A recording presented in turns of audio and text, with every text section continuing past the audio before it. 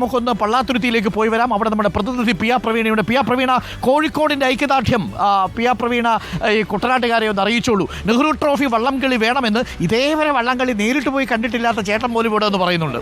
അപ്പോൾ അങ്ങനെ എന്ന് വെച്ചാൽ കോഴിക്കോടിൻ്റെ ഒരു ആവേശമാണത്. അത് കേരളത്തിൻ്റെ മൊത്തത്തിലുള്ളൊരു വികാരമായിട്ട് പ്രവീണ അത് അറിയിച്ചോളൂ. അത് റിപ്പോർട്ടർ ടി വിയിലൂടെ കോഴിക്കോട്ടെ വ്യാപാരി വ്യവസായികൾ ഒന്നടങ്കം പറയുന്നു, ഞങ്ങൾക്ക് നെഹ്റു ട്രോഫി വള്ളംകളി വേണം, പുലികളി വേണം. പുലികളിക്ക് തടസ്സമില്ല, എല്ലാ ആഘോഷങ്ങളും നമുക്ക് തിരികെ കൊണ്ടുവരണം. ദുരന്തമുഖത്ത് അകപ്പെട്ടു പോയ മനുഷ്യരെ പകച്ചു നിന്നപ്പോൾ നമ്മൾ ഞെട്ടിപ്പോയി. വീണ്ടും തിരിച്ചു കയറി വരണം, ജീവിതം പഴയ വൈബിലേക്കും പൊളിയിലേക്കും പോകണം. പ്രവീണ, എന്താണ് പള്ളാത്തുരുത്തി വോട്ടുകാർക്ക് പറയാനുള്ളതെന്ന് കൂടി നമുക്ക് പ്രേക്ഷകരെ കേൾപ്പിക്കാം. Very good morning Praveena.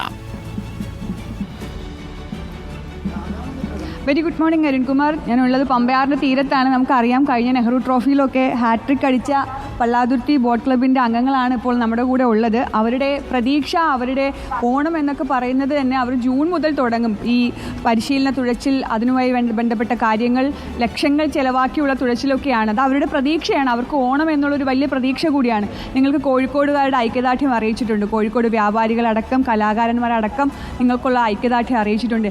എങ്ങനെയാണ് ഈ ഓണത്തിന് ഈ വള്ളംകളി ഒഴിവാക്കുമ്പോൾ നിങ്ങൾക്കുണ്ടാകുന്ന ബുദ്ധിമുട്ടുകൾ എന്തൊക്കെയാണ്?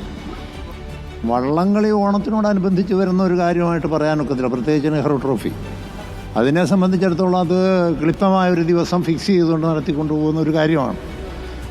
അതുകൊണ്ട് 1952 മുതൽ നെഹ്റു വന്നതിന് ശേഷം ആ കാലം മുതൽ തുടർച്ചയായിട്ട് ആഗസ്റ്റ് മാസം 2-ാം ശനിയാഴ്ച നടത്തി പോരുന്നു. അത് ചില കാലാവസ്ഥയുടെ പ്രശ്നങ്ങൾ കൊണ്ടും നമ്മളുടെ നാട്ടിലുണ്ടായ പ്രകൃതിക്ഷോഭങ്ങൾ കൊണ്ടും മാറ്റിവെക്കേണ്ടി വന്നിട്ടുണ്ട്. അത് മാത്രമേ ഉണ്ടായിട്ടുള്ളൂ. ഇപ്പോൾ പ്രത്യേക ഒരു സാഹചര്യത്തിൽ നമ്മൾ വയനാട്ടിൽ ഉണ്ടായ ആ വലിയ ദുരന്തത്തിൽ ഞങ്ങളും പങ്കുചേരുകയാണ്. തീർച്ചയായിട്ടും മാറ്റിവെക്കേണ്ടതായിരുന്നു. മാറ്റിവെച്ചതിനെ ഞങ്ങൾ സ്വാഗതം ചെയ്യുകയാണ്. ഇത് അനന്തമായി നീട്ടിക്കൊണ്ടു പോകുന്നതിനോട് യാതൊരു താല്പര്യമില്ല.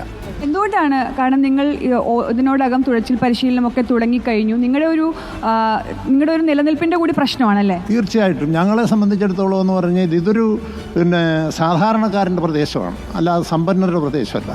പക്ഷേ ഞങ്ങൾക്ക് ഇതിനോടുള്ള താല്പര്യം, ഇതിനകത്തുള്ള കാര്യം ഞങ്ങളുടെ താല്പര്യം മാത്രമാണ്. ഇത് വള്ളാത്തുരുത്തി ബോട്ടിലും ഞങ്ങളെ സംബന്ധിച്ചിടത്തോളം കഴിഞ്ഞ 4 നെഹ്റു ട്രോഫി കരസ്ഥമാക്കിയ, അതായത് തുടർച്ചയായി കരസ്ഥമാക്കിയ ഒരു ക്ലബ്ബ് അത് പള്ളാത്തുരുത്തി ബോട്ട് ക്ലബ്ബ് മാത്രമേ ഉള്ളൂ. അത് മാത്രമല്ല, ഇപ്പോൾ ഈ CBL തുടങ്ങിയതിന് ശേഷം ഹാട്രിക് എടുത്ത ഒരു ക്ലബ്ബ്, ആ ഒരു മേന്മയും പള്ളാത്തുരുത്തി ബോട്ട് ക്ലബ്ബിനുള്ളതാണ്. മറ്റുള്ളവരെ തള്ളി പറയുന്നതല്ല. ഞങ്ങൾക്കുണ്ടായ ആ നേട്ടം അത് ഞങ്ങളുടെ കെട്ടുറപ്പാണ്. ആ കെട്ടുറപ്പ് നിലനിൽക്കണമെങ്കിൽ തന്നെ വള്ളംകളി തുടർച്ചയായിട്ട് നടന്നേ പറ്റൂ. ഈ വള്ളംകളിയിൽ പങ്കെടുക്കുന്ന തുഴച്ചിൽക്കാരെന്ന് പറഞ്ഞാൽ പഴയ കാലത്തെ കണക്കുള്ള ആളല്ല. പഴയ കാലത്ത് ഞങ്ങളൊക്കെ തുഴഞ്ഞിരുന്നൊരു കാലമുണ്ട്. എനിക്ക് വയസ്സ് 10-75 അതുകൊണ്ട് പറയുന്നതാണ്. തുഴഞ്ഞിരുന്ന ആ കാലത്തെന്ന് പറഞ്ഞാൽ നമ്മളുടെ പാടത്തെ പണിക്കാരും മത്സ്യത്തൊഴിലാളികളും ഒക്കെയാണ് ഇതിന് ബന്ധപ്പെട്ടിരുന്നത്. പക്ഷേ ഇന്ന് അഭ്യസ്തവിദ്യരായ പിള്ളേർ, ഏതാണ്ട് ഡിഗ്രി ഇല്ലാത്ത ഒരൊറ്റ കുഞ്ഞു പോലും വള്ളത്തിൽ തുഴയുന്നില്ല. അവർക്ക് അവരുടെ എന്തെങ്കിലും ഇതിനകത്ത് നേട്ടം മറ്റു തരത്തിലുണ്ടാകുമെന്ന് വിചാരിച്ചിട്ടല്ല, ആ പ്രസ്ഥാനത്തിനുള്ള താല്പര്യമാണ്. ഇപ്പം തന്നെ ഞങ്ങൾ ജൂൺ മാസത്തിൽ തുടങ്ങിയ ട്രയലാണ്. ഏതാണ്ട് 3 മാസമാകും. ഈ 3 മാസത്തിനുള്ളിൽ 1 കോടി രൂപ ഞങ്ങൾക്ക് ചിലവായി കഴിഞ്ഞു. പക്ഷേ ഇത് നടത്താതിരുന്നാൽ ഞങ്ങൾക്കുണ്ടാകുന്ന നഷ്ടം എന്തെന്ന് നിങ്ങൾക്ക് കണക്കാക്കാവുന്നതേ ഉള്ളൂ. ഈ പറഞ്ഞ പോലെ ചെറുപ്പക്കാരൊക്കെ കൂടുതലായി ഇതിലേക്ക് വരുന്നുണ്ട്. ആ സമയത്ത് ഇത്തരം ഒരു നിലപാട് നീട്ടിക്കൊണ്ടു പോവുക, നടക്കുമോ എന്നുള്ള അനിശ്ചിതത്വം നിലനിൽക്കുക, അതൊക്കെ വരുമ്പോൾ എങ്ങനെയാണ് നിങ്ങളതിനെ? ഇതിനെ ഒരിക്കലും നമുക്ക് ഉൾക്കൊള്ളാൻ പറ്റില്ല. നമ്മൾ വയനാട് ദുരന്തം, അത് നമ്മൾ ഇത് കണക്കുള്ള ഒരു വലിയ ദുരന്തം നമ്മൾ അതിജീവിച്ചവരാണ്. ഇപ്പോൾ കുട്ടനാട്ടുകാരെന്ന് പറഞ്ഞാൽ ഇവിടെ കരയില്ലായിരുന്നൊരു സമയം ഉണ്ടായിരുന്നു. അതിനെ അതിജീവിച്ചിട്ട് അതിനുശേഷം നമ്മൾ വള്ളക്കളി ഇവിടെ നടത്തുക വരെ ചെയ്തിട്ടുള്ളതാണ്. അപ്പം ഈ വള്ളക്കളി ഇങ്ങനെ അനന്തമായി നീട്ടിക്കൊണ്ട് പോകണം ഈ ക്ലബ്ബുകളെ സംബന്ധിച്ച് ഒരിക്കലും താങ്ങാൻ. ഇപ്പം തന്നെ ഈ വള്ളക്കളി നെഹ്റു ട്രോഫി മാത്രം നടത്തിയാൽ തന്നെ ഞങ്ങൾക്ക് നിലനിൽക്കാൻ പറ്റുകയില്ല. അതിനോടനുബന്ധിച്ച് CBL തുടരണമെന്ന് തന്നെയാണ് ഞങ്ങളുടെ ആഗ്രഹം. എന്നാലേ ഈ ക്ലബ്ബുകൾ ഇപ്പം തന്നെ പള്ളാത്തുരുത്തി ബോട്ട് ക്ലബ്ബിനെ സംബന്ധിച്ച് ഞങ്ങൾ നെഹ്റു ട്രോഫിക്ക് വേണ്ടി മാത്രം ബഡ്ജറ്റ് ഇട്ട 1.25 കോടി രൂപയാണ്.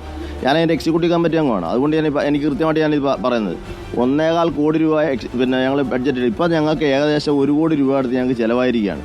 ഇനി ഈ കളി നടത്തണമെങ്കിൽ തന്നെ ഏറ്റവും കുറഞ്ഞത് ഞങ്ങളൊരു 30-40 ലക്ഷം രൂപ അടുത്ത്, ഏറ്റവും കുറഞ്ഞത് ഞങ്ങൾക്ക് ഇനി 50 ലക്ഷം രൂപ അടുത്തെങ്കിൽ ഇനിയും ഞങ്ങൾ കണ്ടെത്തേണ്ടിയിരിക്കുന്നു. അപ്പോൾ അത് ഈ നെഹ്റു ട്രോഫിക്ക് കിട്ടുന്നത് വളരെ തുച്ഛമായ പ്രൈസ് മണിയാണ്. കേവലം 9 ലക്ഷം രൂപ താഴെ വേണ്ടിയുള്ളൂ ഇപ്പം അതിൻ്റെ പ്രൈസ് മണി എന്ന് പറയുന്നത്. അത് കിട്ടിയാൽ ഞങ്ങൾക്ക് മുന്നോട്ട് പോകാൻ പറ്റത്തില്ല. ഞങ്ങൾ ഇതൊക്കെ മെയിൻറ്റെയിൻ ചെയ്ത് കൊണ്ടുപോകുന്നത് എങ്ങനെയാ വെച്ചാൽ ഈ CBL അത് ഈ സർക്കാർ കൊണ്ടുപോകുന്നതാണ്. അത് ഞാൻ പ്രത്യേകം അഭിനന്ദിക്കുകയാണ്. നമ്മൾ ഇത് വന്നതിന് ശേഷം നമുക്ക് 1 കോടി രൂപ ഇതിനകം തന്നെ പല ബോട്ട് ക്ലബ്ബുകളും മുടക്കി കഴിഞ്ഞു. സർക്കാർ അവർക്ക് വിജയിച്ചാൽ പരമാവധി കിട്ടുന്നത് 8 ലക്ഷം രൂപയാണ്. ഒന്നാം സമ്മാനം അടിച്ച് 8 ലക്ഷം രൂപയെ കൊടുക്കത്തുള്ളൂ. 1 കോടി അപ്പുറം അവർക്ക് ചിലവായി കഴിഞ്ഞു. പക്ഷേ എങ്കിലും അത് അവരുടെ വികാരമായിട്ട് 19ഓളം ക്ലബ്ബുകൾ ഈ ചുണ്ടൻ വള്ളം കാറ്റഗറിയിൽ തന്നെ മത്സരിക്കുന്നുണ്ട്. മാത്രമല്ല അതവിടെ കൊണ്ടുവരുന്നൊരു ഉണർവ് ചെറുതല്ലല്ലോ. ഈ കച്ചവട മേഖലയാണെങ്കിലും ടൂറിസം മേഖലയാണെങ്കിലും ഹോട്ടൽ മേഖലയാണെങ്കിലും സാധാരണക്കാരായ മനുഷ്യരാണെങ്കിലും അതൊക്കെ വെച്ചാണ് ജീവിതം മുന്നോട്ട് കൊണ്ടുപോകുന്നത്.